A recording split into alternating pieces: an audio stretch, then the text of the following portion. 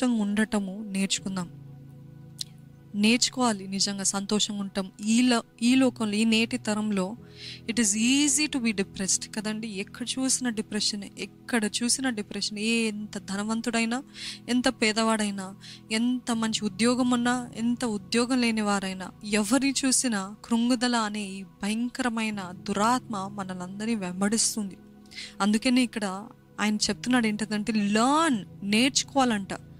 సంతోషంగా ఉండటము, ఆనందంగా ఉండటము నేర్చుకోవాలి. ఈరోజు ఒకవేళ మీరు దుఃఖాక్రాంతులై ఉంటే, బాధతోటి నింపబడిన వారై ఉంటే, కృంగుదలతో ఉన్నట్లయితే దేవుడు అంటున్నాడు లర్న్ టు బి జాయ్ఫుల్. అదే గ్రంథము, అదే అధ్యాయము 11వ అధ్యాయము 8వ వచనం చూద్దామండి. ప్రసంగి 11:8. ఒకడు చాలా సంవత్సరంలో బ్రతికిన ఎడల చీకటి గల దినములు అనేకములు వచ్చునని ఎరిగి ఉండి తాను బ్రతుకు దినములన్నీ సంతోషంగా ఉండవలెను, రాబోవున్నదంతయు వ్యర్థము. తాను బ్రతుకు దినములన్నీ సంతోషముగా ఉండవలెను. మరలా చదువుతున్నా, తాను బ్రతుకు దినములన్నీ సంతోషముగా ఉండవలెను. 3 సార్లు చెప్పాను. ఎందుకు అనంటే అది మన హృదయంలోకి వెళ్ళాలి, ఆ సారం వెళ్ళాలి. తన బ్రతుకు దినములన్నీ సంతోషంగా ఉండాలంట. ఒక్క దినమని ఇది వాక్యం చెప్తుందండి. నేను ఏదో కట్టుకథ చెప్పట్లేదు, లేకపోతే స్టోరీ బుక్ నుండి తీసి చెప్పట్లేదు, లేకపోతే హౌ టు లివ్ అని మోటివేషనల్ స్పీచ్ ఇవ్వట్లేదు. కానీ వాక్యం చెప్తుంది తన బ్రతుకు దినములన్నీ కూడా సంతోషంగా ఉండవలేనని ఆయన వాక్యం తెలియజేస్తుంది. I'm not saying you don't have problem, మీకు సమస్యలు లేవు, మీకు పోరాటాలు లేవు, మీకు వేదనలు బాధలు లేవు అని నేను చెప్పట్లేదు. కానీ ఆ వేదన మధ్యలో, ఆ బాధల మధ్యలో, ఆ దుఃఖము మధ్యలో, అర్థం కాని పరిస్థితుల్లో, ఆ సమస్యల్లో, ఆ ఇరుకుల్లో కూడా ఏం చేయాలంటే హన్నావలే ఆయన సన్నిధికి వెళ్ళి మొరపెట్టాలి. దాని తర్వాత తను ఎప్పుడు కూడా ఇంకా దుఃఖముఖిగా ఉండలేదు అని చెప్పిన రీతిగా ఆయన సన్నిధిలో వేయాలి. ఆయన సన్నిధిలో మనం కన్నీరు విడవాలి, ఆయన సన్నిధిలో మొరపెట్టాలి. అంతా అయిపోయిన తర్వాత ఆయన సన్నిధి నుండి బయటికి రాగానే సంతోషంగా ఉండాలి, ఆనందించాలి. ఇంకా కృంగుదలకి, ఇంకా వరికి, చింతలకి చోటు ఇవ్వకుండా you have to learn to be joyful. మిమ్మల్ని చూసిన వారు మిమ్మల్ని బట్టి ఆనందించగలుగుతారండి. మీ దగ్గరికి రావాలంటే భయపడతారా? తనతో మాట్లాడబుద్ధి అవ్వదండి. ఎందుకంటే ఎప్పుడు మాట్లాడినా సనుక్కుంటుంది, కొనుక్కుంటుంది, ఎప్పుడు సాడ్ ఫేస్, ఎప్పుడు దుఃఖాక్రాంతంగా ఉంటుంది, ఎప్పుడు కూడా ఒకలాగుంటుంది. అందుకని తనతో మాట్లాడబుద్ధి కావట్లేదు. నేను ఈరోజు మంచి మూడ్లో ఉన్న తన దగ్గరికి వెళ్తే నా మూడ్ని కూడా పాడు చేసేస్తుందని, నా సంతోషాన్ని కూడా చెదరగొట్టేస్తుందని నేను మాట్లాడను అని చాలామంది మీ గురించి అలాగ చెప్తున్నారా? లేకపోతే మీరు వెళ్ళిన వెంటనే can you light up the room that you go? Can you spread joy? Can you spread the joy of Christ that is in you? ఎందుకు పౌలు అంత ఆనందించాడండి చెరసాలలో ఉండి కూడా? ఎందుకు స్తుతించగలిగాడు? ఎందుకు పౌలు శీలలు స్తుతించగలిగారు? ఎందుకంటే దే హ్యావ్ ద హోప్. ఆ నిరీక్షణ ఏంటి తెలుసా? నా దేవుడు నా పక్షాన ఉన్నాడు, నా దేవుడు నా పక్షాన కార్యం జరిగిస్తాడు. నేను ఒకవేళ ఇక్కడ ఈ స్పాట్లో మరణించినా కానీ నెక్స్ట్ సెకండ్ కళ్ళు తెరిస్తే పరలోక రాజ్యంలో ఉంటాను. అది నా నిరీక్షణ, అది నా ఆనందం, అది నా ధైర్యం. ఈరోజు పౌలు శీలలు కంటే కూడా మనం బాధల్లో ఉన్నామా? వాళ్ళు కేవలము చెరసాలలో వేయబడలేదు. అంతకుముందు ఏం చేయబడ్డారు తెలుసా? దే వర్ విప్డ్, భయంకరంగా కొట్టబడ్డారు, వేధించబడ్డారు, తన్నబడ్డారు, ఉమ్మివేయబడ్డారేమో. అయినను ఆ చెరసాలలో ఆ దెబ్బలతో, ఆ నొప్పితో, ఆ బాధతో, ఆ మంటతో, ఆ చలిలో ఏం చేస్తారు తెలుసా? దేవుని స్తుతించారంట, దేవునిలో ఆనందించారంట, దేవుని సేవ చేస్తారంట, ఆయన పత్రికలు రాశాడంటే. ఎందుకు? He learned to be joyful. అది ఆ వచనం కూడా ఉంటుంది. నేను దీన్ని బట్టి ఆనందిస్తున్నాను. ఎందుకంటే నేను యేసు క్రీస్తు యొక్క ముద్రలు అంటే ఆయన ఏమనుకున్నాడు తెలుసా అండి?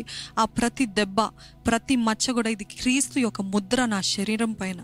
This is the sign of Christ on me, on my body అని గర్వంగా చెప్పుకున్నాడంట.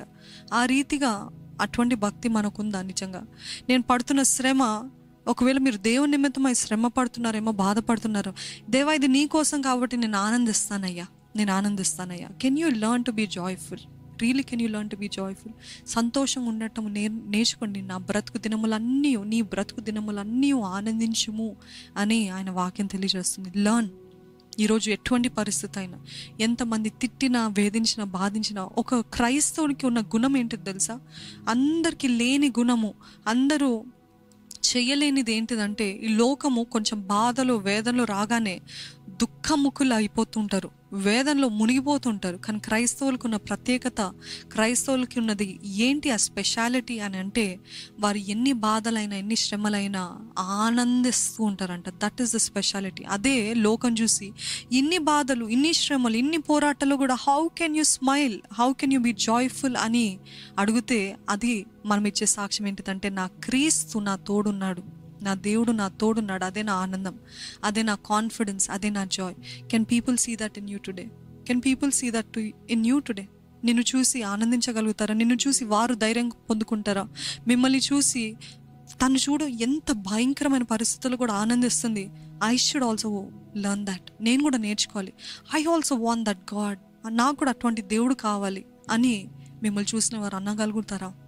Learn to be joyful. ఎన్నో గత సంవత్సరాలు చేసి ఉన్నాను కదా, మార్టర్స్, దేవుని నామంలో మరణించిన వారు, వారందరూ మీ ఎంతమంది వీక్షించారో నాకు తెలియదు, కానీ ఇఫ్ యూ హ్యావెంట్ కనీసం ఒక 2 ఎపిసోడ్స్ అయినా చూడండి. ఏం చేసేవారు తెలుసా అండి? వారిని సింహాల ముందు పెట్టినప్పుడు, అలాగా కాల్చి వేయబడుతున్నప్పుడు కూడా పాలికార్ప్ అనే గొప్ప దైవజనుడు, మార్టిర్, దేవుని నామంలో మరణించిన ఆ వ్యక్తి, ఆయన ఏం చేశాడు తెలుసా? మొదటిగా ఆయనకి అగ్ని అంటించారు, మంట అంటించారు. మంట అంటించేటప్పుడు కూడా ఆయనలో కొంచెం కూడా భయము కనిపించలేదు, ఆయనలో కొంచెం కూడా కన్నీరు కనిపించలేదు. ఆయన ఇంకా ఏం చేస్తాడంటే, చిరునవ్వుతో సమాధానంగా ఉందంట ఆయన ముఖము. ఆ రీతిగా ఉన్నప్పుడు అక్కడ అంటించే వ్యక్తి చాలా ఆశ్చర్యపోయాడు. ఎందుకంటే అనేక మందిని అలాగా చేస్తుంటారు, they will execute so many people like that. కానీ ఈ వ్యక్తిలో ఆ సమాధానం కొంచెం కూడా పోలేదే. ఆ నెమ్మది, ఆ ప్రశాంతత ఆయన ముఖంలో. ఇలాగ మంట అంటిస్తుంటే మనకి కొంచెం చేయగలితేనే మనము కయ్యో బుయ్యో అని అరుస్తూ ఉంటాం కదా, బాధతోటి నొప్పితోటి ఏడుస్తుంటాం కదా. కానీ ఆయన మంట అంటించిన తర్వాత కూడా సమాధానము, ప్రశాంతత. Why? Because he knows my God is with me. నా దేవుడు నా తోడున్నాడు. నేను ఇక్కడ కళ్ళు మూసినప్పటికీ ఆ పరలోక రాజ్యంలో కళ్ళు తెరుస్తానని ఆయనకున్న నిశ్చయత, నిరీక్షణ బట్టి చాలామంది ఆయనను బట్టి ఆ మరణ సమయంలో కూడా రక్షించబడ్డారు. ఆ అగ్ని కూడా ఆయనని కాల్చలేకపోయింది. ఆఖరికి ఆయనని శిరస్త్రా అదే దే ఎగ్జిక్యూటెడ్, ఆయన తలని నరికేస్తారనమాట. ఇంక ఆ అగ్ని కూడా ఆయనని కాల్చలేకపోయింది అనమాట. సో ఆ రీతిగా నిజంగా క్రీస్తులో పుట్టిన మనము, క్రీస్తులో ఎదుగుతున్న మనము, క్రీస్తుని కలిగిన మనము, క్రీస్తు మనలో ఉన్న మనము ఎలాగున్నాం ఈ లోకంలో? సంతోషంగా ఉన్నామా? సంతోషాన్ని పంచుతున్నామా?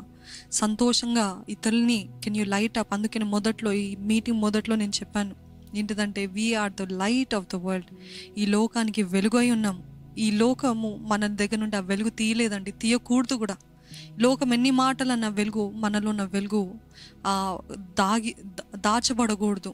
అదే రీతిగా it should not be put out. మనలో ఆ వెలుగు ఎవ్వరు కూడా తీసివేయకూడదు.